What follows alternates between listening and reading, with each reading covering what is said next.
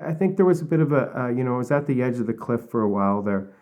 I think a lot of times when I was looking at the world and seeing these things taking place, I was still kind of pushing away the answer of God in that. And I do remember a moment where I was watching some videos online, like I think a lot of people do nowadays, looking for alternative sources of information. And I remember just thinking, I'm really staring at evil here. I'm really seeing the darkness of the world, and I recognize what that was, and I recognize that how that's the devil working in the world.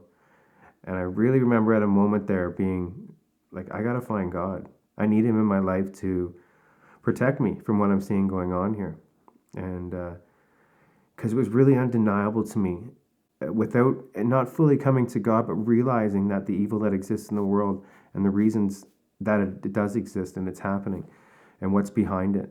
And it was the devil that I was staring right in the face of. So I remember really, really being scared because of it, and and it's hard to describe, I guess, but I'm trying to put out. I saw the darkness of the world, and I saw the evil, and if that evil existed and what it was doing and the path that it was taking, and having some biblical understanding, I realized that God had to be true. And if God was true, I had to go to Him. I had to go towards Him and have Him in my life because it was uh, it was scary to see that, to come up with that answer. And I'd spent a lot of time. Like, this isn't a matter of me spending a few months. Like, this was years of staring at this and watching these things unfold, and a long time, a really long time. I can't believe I just didn't come to it earlier.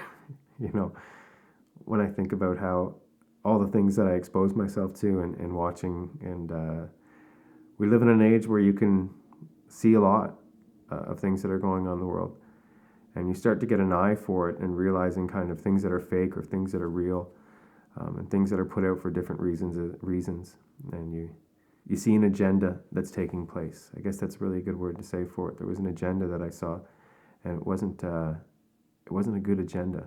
It was a mark of evil. And I think I should give a mention to, in that moment, I started looking for God, and I came across a video by Dr. Hugh Ross, um, and within probably the first 15 minutes or so of that video, I really started to realize that the constructs that I had in my mind that the world existed were wrong, and it was the world trying to take me away from God, and the world trying to separate me with God through all these scientific ideas and theories, um, stating the world was a certain way, and I accepted that even though I had questions. It was easier to accept that than it was to accept the existence of God, a creator, and someone that loved me, and I had a purpose in my life. So um, I give all credit to Jesus, but um, I thank Dr. Ross for doing the work that he does. Um, and then and then that just started the ball rolling. And I watched a lot of Ravi Zacharias and Dr. Hugh Ross, Nabil Qureshi, a lot of apologetics things. And then I just started looking for those things all the time. I removed all other sources of information in my life that didn't have a Christian perspective on things. Um, so I listened to a lot of pastors, a lot of sermons daily.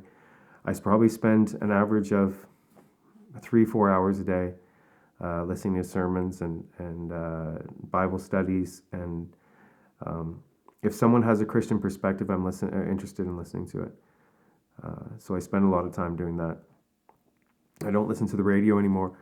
I just listen to iPods that I have interviews, sermons, book readings, or anything like that on.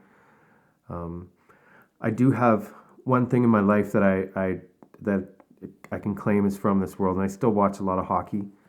I still I'm still a big Toronto Maple Leafs fan, um, but I think too I try not to self justify in my life anymore.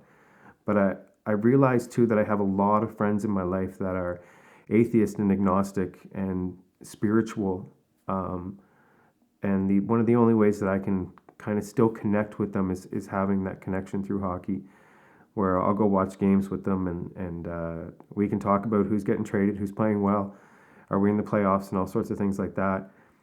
But then if the conversation turns to something else, I have to put that Christian worldview in, and that's my opportunity. So I think if I didn't watch hockey, it'd be a lot harder for me to hang out with some of the people I know, because they wouldn't want to hear me talk about this stuff all day long, which I want to do. That's all I really want to do. Um, if anyone's ever open for going out for a coffee or lunch or dinner, I have the opportunity in my life where I have a lot of time to dedicate towards that stuff. And as I said, I run my own business, so I can take time off and give people the opportunity to speak to, and hopefully I can show them the change that God's made in my life. And if they have questions about things that they accept that are true, I think I'm becoming really good at answering those things, with things that are going on in the world, or things in science, or things in history, or things, just all those things that are very against Christianity. I think there's answers out there for them. I think God is, I think the Christian God is 100% provable, but I think it's a very large question with a very large answer. So there's not just one aspect of it that gives you the solid proof. It's everything in the entire world that proves his existence.